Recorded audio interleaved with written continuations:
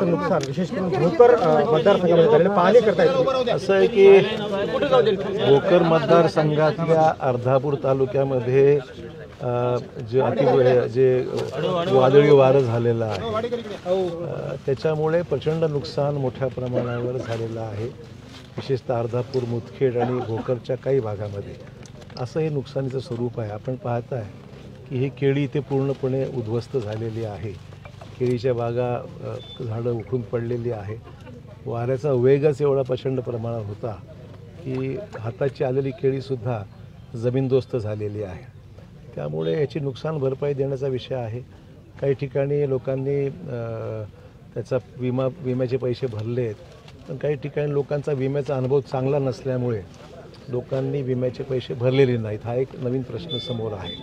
आणि त्याचबरोबर केळी जी बाहेर मार्केट चांगलं होतं ती अचानक हे आता पडलेली केळी कोणी घेणार नाही किंवा घेईल तर कमी पैशात घेईल, असंही दुहेरी नुकसान हे शेतकऱ्याचं दिसतंय मला।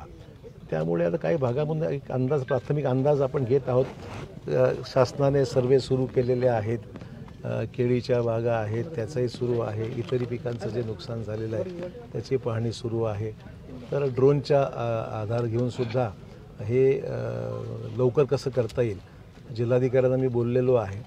महसूल मंत्र्यांचं आणि माझं आणि जिल्हाधिकारी तिघांचे कॉन्फरन्स कॉलवर आमचं बोलणं झालेलं आहे आणि तशा निर्देशही देण्यात आलेले आहेत। आज सायंकाळी कलेक्टरला मी जाणून आजचं जे काही माझी पाहणी येईल त्याच्यामधून जे काही निष्कर्ष किंवा लोकांच्या ज्या काही मागण्या आलेल्या आहेत समोर त्या मी जिल्हाधिकाऱ्यांना बोलणार आहे आणि यातून अधिकाधिक कशी मदत आपल्याला शेतकऱ्याला देता येईल।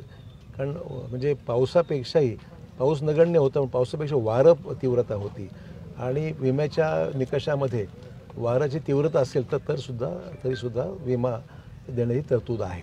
त्यामुळे आता ज्यांनी विमा काढला आहे त्यांना आता 100% मिळेलच, पण ज्यांनी विमा काढलेला नाही त्यांचा खरा प्रश्न आहे। तो सरकारने त्याच्यामध्ये काही निर्णय धोरणात्मक घेऊन त्यांनाही पैसे द्यावे लागतील। तर मला वाटतं की ही नैसर्गिक आपत्तीच आहे। आपल्याकडे हे तेलंगणा आणि या सगळ्या परिसरामध्ये जे वादळ वारं होतं आहे, कालसुद्धा पाऊस होता, परवासुद्धा काही प्रमाणात झालेला आहे।